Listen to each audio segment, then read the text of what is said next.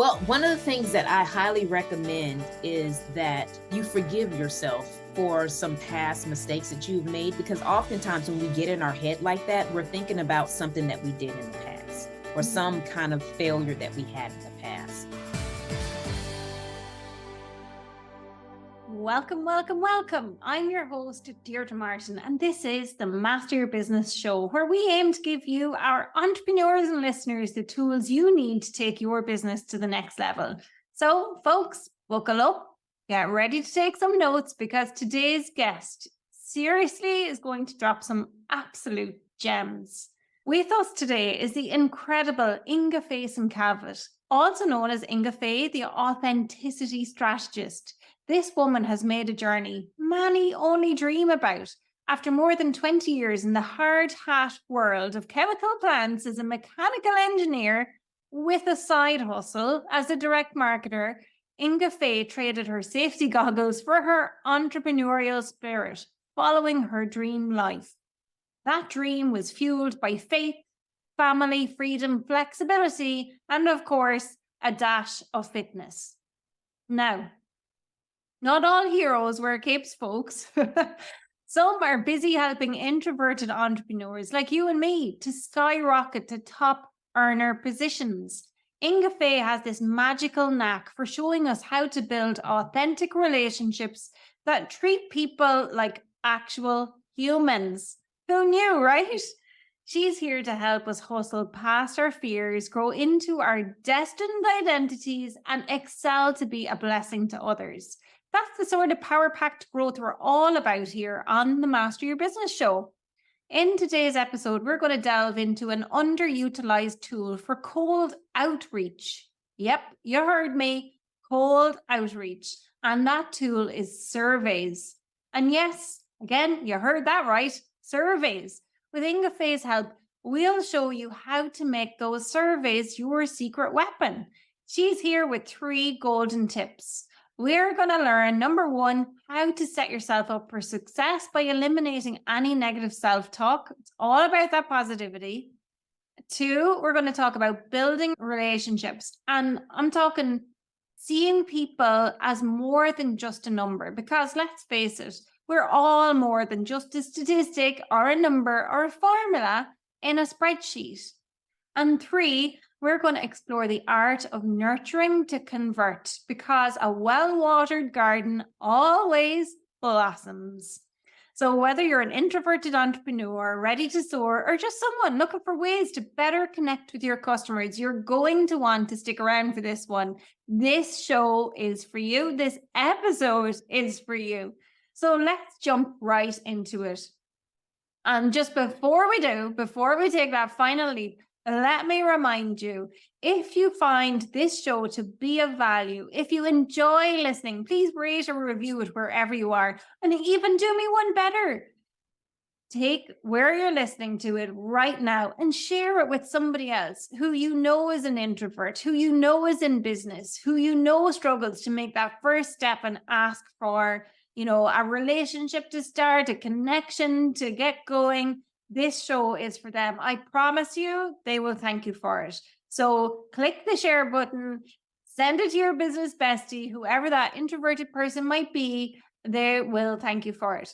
Okay, so now let's dive in. Inga, oh my gosh, I am so happy to have you on the show today. You're very welcome. Yes, I'm excited to be here. Yes, it is a pleasure to be with you again. I know we have connected several times, and I always feel so good when I talk to you. You are an encourager, and you definitely make me feel good. So I love being around those type of people. So thanks for having me. Well, I can honestly say that goes 2 ways. So yes, amazing to have you here. Amazing to have you in my circle. And we connected on LinkedIn, like a year or 2 years ago, and just struck up a conversation and a friendship, collaborations and whatnot. But Inga, okay, so I know you a bit, right? But for those who are listening or watching, please tell us about you, who you are, where you're from, what you do, all of the things, please. Go for it. Awesome. Well, my name is Inga Faison-Cavett. I go by Inga Faye. I'm an authenticity strategist that works with female entrepreneurs with introverted tendencies. I'm here in the United States. I live in Alabama, right on the Gulf Coast, about 2 hours east of New Orleans. I know most people, when I say New Orleans, they're like, oh, I know where New Orleans is. So yeah, not too far from there. And I just really just serve people and help them rock their innate gifts and their innate God-given attributes, and just really help them build a business that they can be proud of and use growth strategies that resonate with who they are as a person. I know I am from a direct sales background. I've been in direct sales for over 19 years. And I know building my business over that time, I always felt like I had to be this outgoing extrovert to be successful, because that's who I saw being successful. But what I have realized is it's really important to do things that resonate with you, that make you feel good, that will help you really just grow and sparkle as a person. Because when you have that energy about you, that you're really doing something that you feel good about, that you're going to attract your people to you.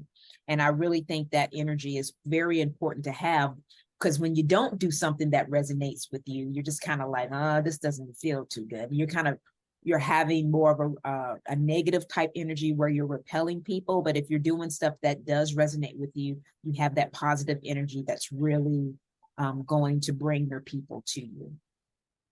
Yes, that makes total sense. And one of the things that really strikes me there is, well, there's several actually, but one is about, how helping people with growth strategies that connect with who they are. Because yes, and I know that some of what you do, Inga, is, you help people who are introverted, who maybe have a very loud inner critic potentially, oh and yeah, that can stop them from doing the things that are going to make them money. So right. can you talk a little bit more or delve into some of what that looks like for people? And, how does it manifest? How does it look? And it's not just women either. It's men too feel this Right. way, because it's Oh, that feeling when it comes to like selling sometimes. So share more, please. More yeah. words. So just as a person that has been building a business for, like I said, over 19 years, some of the things that I felt like I had to do was because my mentors or my coaches were telling me to do things that resonated with them. And I think the biggest takeaway that I hopefully can share with you guys, that if you have somebody that's on your team, that's maybe a part of your support staff or anything like that, that you really help them understand the importance of doing things that resonate with them. Because at the end of the day, you want the result. You don't really care how they get there, or at least I hope you don't care how they get there, and you're not trying to micromanage somebody, but you want them to get their desired result. So as an introvert, what I found is that introverts are outgoing with people that they know. They are very passionate about their product or their service that they're selling. It's normally the cold outreach that they really struggle with.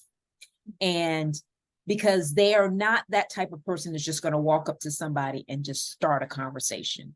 Now, I can tell you that I have done that in the past, and it took so much energy for me to do that, because it was something that I don't normally want to do. So I would spend all of this energy trying to talk to that one person that may not even be in my target market. And then after I did that, once I got the person in my space, it was like all of my energy was drained, because it took me so much just to go talk to them.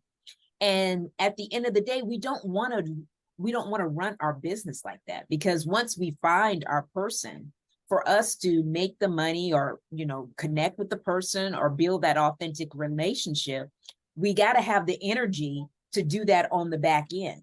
But if we're spending all of this energy on the front end just to say, hey, how you doing? My name is Inga, then we won't have that back end energy. So one of the things that I have found that really works, that has worked for me and has worked for my fellow clients and downline as well, is what I call the perfect icebreaker for introverts. And it's surveys.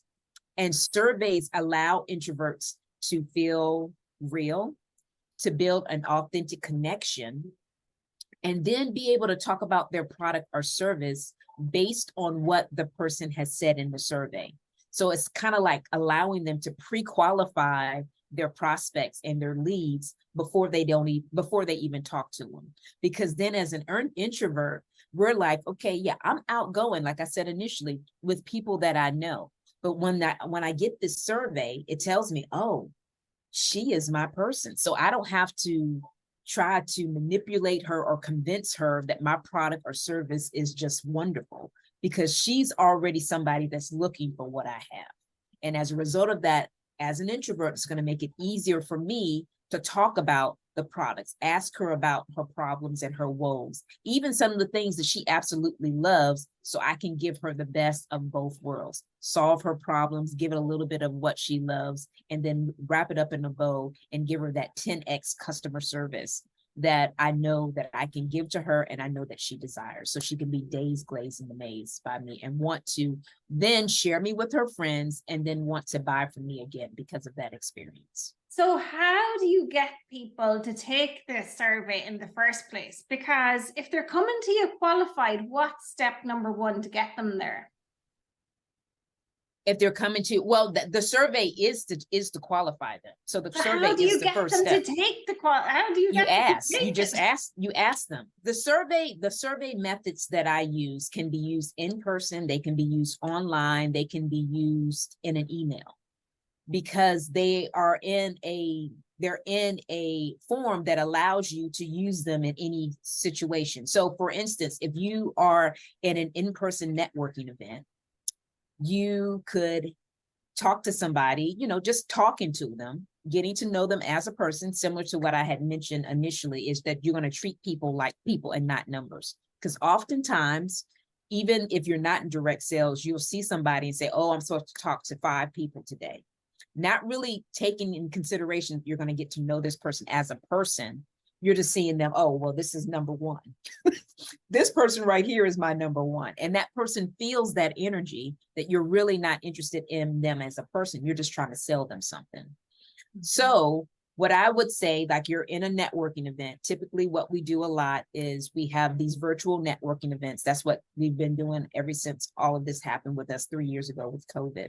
So you're meeting somebody, you're interacting with them, they seem cool, and you exchange information, and you ask them, oh, by the way, I'm doing some product research. Would you be interested in filling out a survey for me? And then they would say yay or nay. And then based on that, you would go and give it to them. And that's how you basically would do it. So you ask, you treat them like a human and just merely ask them how they would do it. So that's exactly how you would figure out what you would want. Well, that's how you would get them to do the survey, is just to ask them. Amazing. And it's so simple, but like sometimes asking that question, that's the part that people are missing when it comes to trying to get people to enter onto a journey with them. Do you think? Right. For sure. So that ask could be in a variety of different mechanisms that you could use. So it just depends on what resonates with you and what feels good to you. And then you use that method to talk to them. So you just ask. Okay. And asking doesn't have to be hard, right? No, asking does not have to be hard. Not at all. So somebody fills out this survey. How long is the survey? How many questions do you put in there? Is there a right or a wrong format? What should they do? What are the tips you've got around using this framework, your icebreaker? I mean, you're basically asking them questions about what you want to know about, what about your product or service. You're trying to identify them as somebody that could potentially use your product or service. So whatever your product or service is, and whatever problems that particular product or service solves, those are the type of questions that you're going to ask them. And then based on their answers, you'll be able to determine, okay, this person is for me, this person is not for me. So it really is that you have a series of questions that you would ask them that you wouldn't want to just ask them just right out. Okay, but you're not interviewing somebody. Okay, so what's your name? It's not like one of those, what's your name? And that kind of thing. You're really trying to find out what it is, or if they do have a problem that you can solve with your product or service. Okay, and let's say then that they do. and, you know, they're a good fit, what is the next stage that you encourage people to follow? Like how do they go from somebody's completed a survey into you're having a call with them or they're becoming a client? Right. So this is where it's kind of a 3-step process, what I incorporate in the survey process and really in my coaching as well. So when you first start out, and I know this from experience, that as introverts, we don't like to talk to people for whatever reason, because we're introverted and we want to talk to people that we know. So one of the first things that we do is to help you overcome, well, really cultivate is what I'll say, a rich environment. And a rich environment is one where you're eliminating self-talk and that you're able to let go of the imposter syndrome. So oftentimes we don't want to ask people a question because we're afraid of what the answer is going to be. So we're going to go in with a neutral mind that this person could be our person. They may not be our person, but whatever it comes out to be, it's going to be okay. And that's why we're asking the question to determine if that person is our person. Then the next thing that we're going to do is build a genuine relationship with the person. So it's not just all about product or service that you're going about. You're getting to know the person as a person. So those survey questions are going to allow you to do that. So you're not only just finding out about their woes and what they like, but you're also getting to know them as a person. So you can cultivate that relationship. And then the next step would be what I call nurture to convert. So you're nurturing the relationship, you're interacting with the customer, potential customer, they become a part of your community. And as a result of that, you're able to nurture them. So when they are ready to take that next step, that they would be willing to take that next step with you. So you're staying top of mind with them. You're also interacting with them, getting to know them. You're building a relationship with them where they can feel like, oh, I know, like, and trust, because that's very important. People want to buy products or services from people that they like, know, and trust. Yes. So you're doing all of that in the midst of that, and you're able to do that by initiating all of this with the survey. Amazing, amazing. Okay, let me see, have I got these 3 steps right? Because, you know, for people who listen, I always like to recap to make sure we've summarized everything. So we're talking about step 1 is eliminate that self-talk and get rid of the imposter syndrome. Imposter syndrome, which I call build that rich environment. So you're building a rich environment that's going to allow you to step out of your comfort zone and do some things that you're not normally used to doing. So you're setting yourself up for success. Yes. Yes. Number 2 is build a relationship. So you get to know the person and not just the number, it's the person, right? Yes, exactly. And step 3 is nurture to convert. I love this. I love this. I love simple frameworks, Inga, because they work. Okay, so let's talk, if we can, a little bit, if we can dive more into those, because if that's okay with you, because that self-talk, right? Some days, and I didn't realize I was an introvert until the pandemic. And, you know, I was at home, and then I'm like, you know, networking events now, and I'm freaking out. I'm like, the thoughts of going, I don't want to leave my house. But when I get there, I'm okay, but I need to come away. I think I'm like an omnivert or ambivert, whichever one it is. But so, yeah, it takes me a huge amount of energy to go, but I never realized that before. And so that self-talk, I get in my head. What kind of suggestions do you have to like get out of your head and set yourself up for success? Well, one of the things that I highly recommend is that you forgive yourself for some past mistakes that you've made, because oftentimes when we get in our head like that, we're thinking about something that we did in the past or some kind of failure that we had in the past. So to really better understand that those failures are what we are going to help us reach to the success that we want, and that it's truly feedback. That's what you should deem the failures are. And that was something that really took me a while to master, because I don't know, I was always seen as failure was bad. You know, you got a bad grade on a test, and then you just have fits because, you know, you're working to get, at least a B average on whatever you're doing. And in some cases, people are working to get straight A's. So when you have that failure, it just like rocks you to the core, and it seems as a bad thing. But what I've realized is that failure is not bad. Failure is feedback. And that feedback is what's going to get you to success. So it's better to think of failing as fast as you can, so you can reach that success faster. So thinking as failure as a stepping stone, and you're trying to really run up those steps so you can have that master success at the top of the staircase.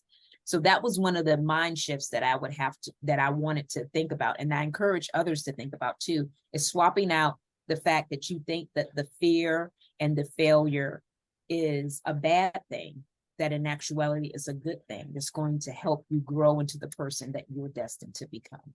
So that was one of the big things that I would definitely recommend that people do. I love that, Inga, reframing the failure part. And you're probably right. Like, you're right. There's no probably about it. You are right. It is probably something that's happened before that's like, when it comes to going to these things. And I'm perfect online. I have no fear online, but it's in person. So it's in person. Yeah. So this is for me. I've got to use failure as a stepping stone. I love it. Okay. And so with the building relationships, so we've kind of talked about that part. That's the survey part, right? And really asking the right questions in the survey. Right.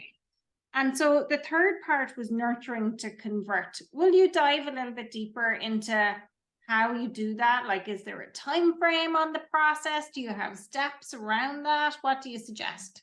Well, it's not really a time frame, because it's customized based on the person. So I can't say, well, Susie Q may move faster than Billy Bob, okay, when it comes to determining who's going to decide that they're ready to buy from you. Of course. And it's just really allowing people to do it when they're ready. I think so many times that, especially when you're first starting out in business, you're so focused on getting the sale today. But the today may not be when the sale comes. And that's why it's so important to making sure that you're always doing that networking, that you're always meeting new people, and that you have this big funnel of people that you're talking to. And then as people fall out at the bottom, it's a consistent fallout, because you're constantly filling the top.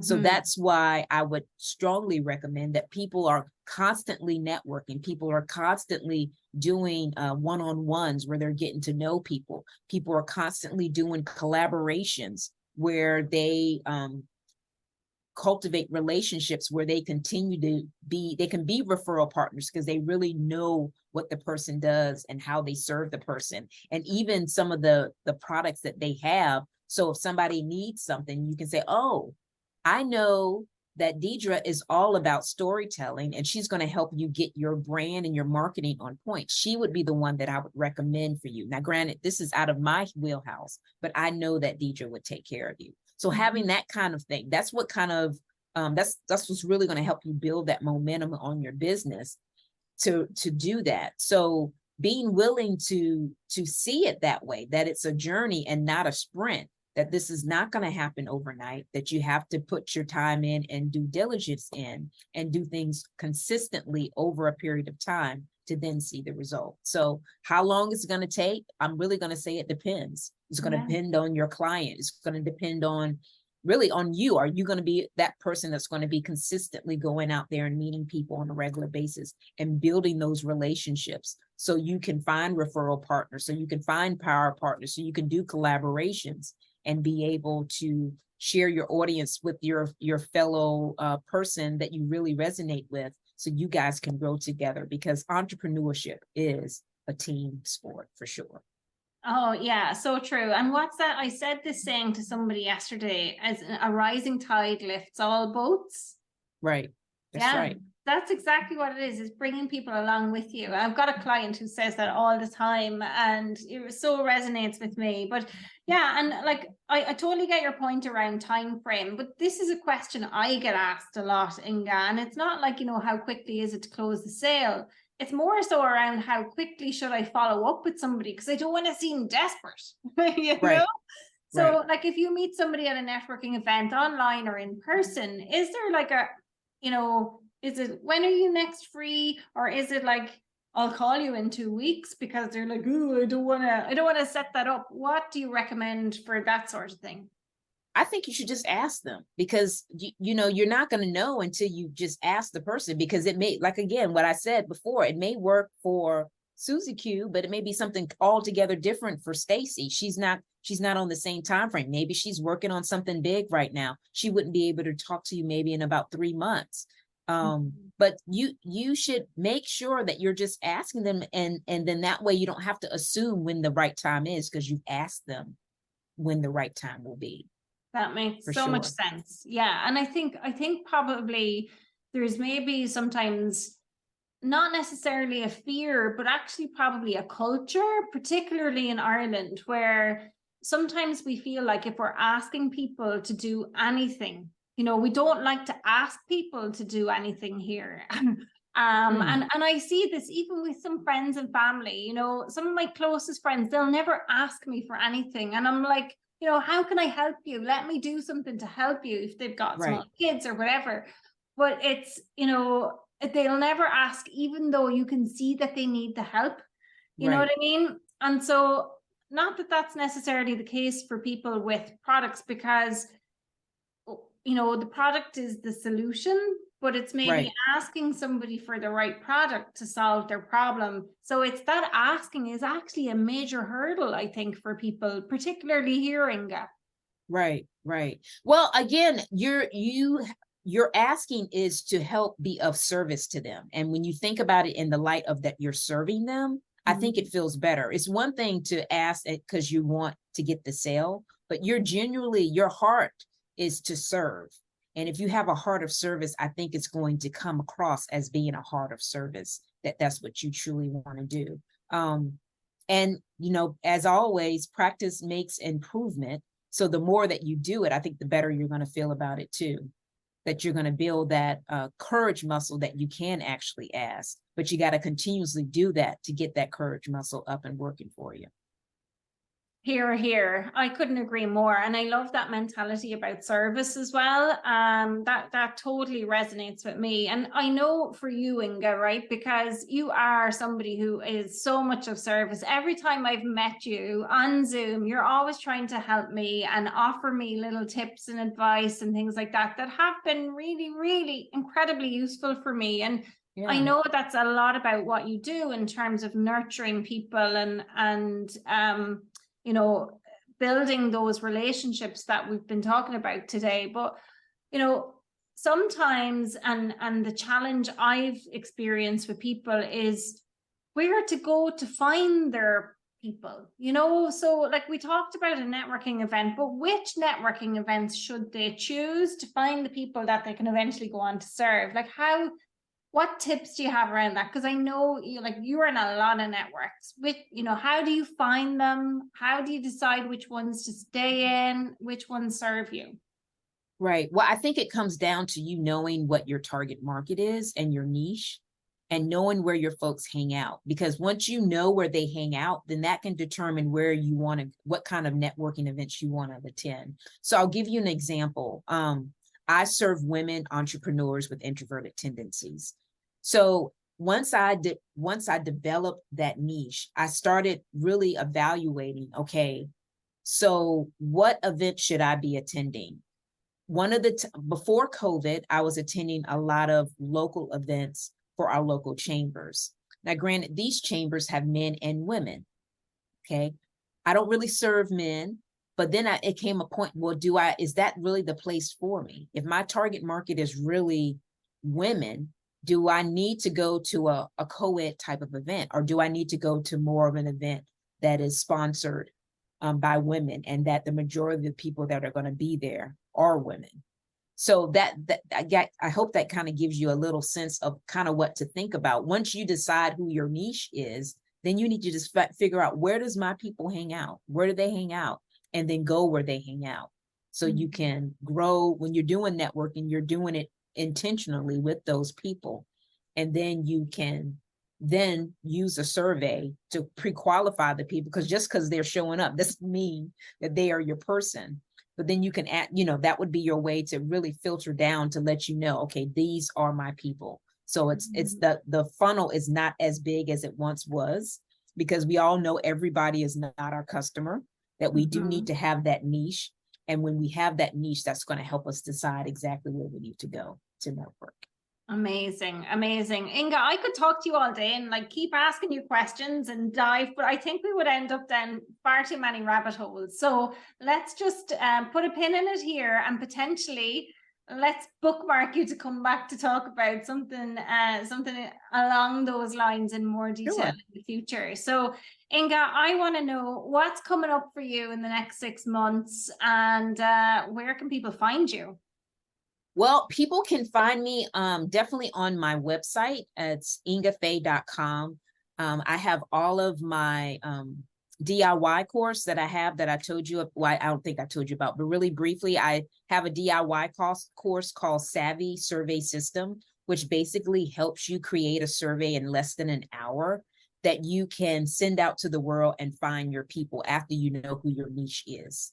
So that information is on my website at ingafaye.com. In addition to that, I also have a survey guide that will guide you on actually how to create a survey if you're not ready to invest in the DIY course. So you'll have, it won't be as quick because the DIY course is really going to cut the learning curve and just really make sure that you know how to do this in an hour or less. The guide is going to help you kind of think through how you could create it yourself. It's going to take you a little bit more time on how to do that, because you got to kind of figure out the ins and the outs that I tell you exactly how to get around in the system, but you got to do what works for you. So then you have those two choices. And then last but definitely not least, I do have a coaching program for those people that really want to take their business to the next level and use the growth strategies that really resonates with them, so they can be that top earner if that's their desire. So the coaching program is 2 offerings. You can do a group coaching session or a one-on-one session, and that's called Relationship Accelerator.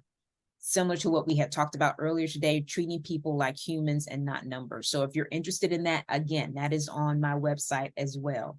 You can click on the accelerator tab. So those are the things that I got that are going. I'm actively growing both of those programs and allowing people to just fall in place where they feel comfortable based on where they are and what they want to do in their business. Amazing. Folks, you've got to go and check out Inga's website, and definitely get your free survey guide no matter what. I can assure you there's going to be tons of value in there for you. Yes. And it's an amazing way to really gently get in front of your ideal customers. And those 3 tips that Inga shared are invaluable. So I hope you had your pen and paper ready. And if not, fear not, because all of the details, including all of Inga's links, are going to be in the show notes. So head over to the show notes, wherever you're listening or streaming from or watching from, as the case may be, and check out Inga's details. Inga, it's been a pleasure to chat with you, as it always is. Thank you for joining us. Thank you for having me, Deidre. Well, that was something, wasn't it, folks? I knew Inga Faye would deliver, but she went above and beyond, just like she does in every aspect of her life. Inga, thank you for sharing your time, wisdom, and authenticity with us today. You've shown us how to utilize surveys, not as the impersonal fact collectors that they might historically have been known as, but as genuine tools that can be used to build genuine connections. It's not every day we get to learn how to replace negative self-talk with success-oriented language either, or to see people not as numbers, but as fellow human beings with their own dreams and fears. And it's a nice reminder that nurturing is as powerful as it is when it comes to converting opportunities into actual results. It just goes to show, as entrepreneurs, we can always find new, meaningful ways to interact with our audience. So folks, take Inga Faye's tips, make them your own, and watch your business grow and succeed. As always, I'm Deirdre Martin, and it's been an absolute pleasure hosting the Master Your Business show. Thanks again to our amazing guest, Inga Faye, for joining us today and providing us with some absolutely incredible insights. And thank you, dear listeners, for tuning in. We couldn't do this without you. Make sure to join us next time for another deep dive into strategies, tips, and stories that will help you master your business. And until then, keep mastering your business through one authentic relationship at a time. Bye for now.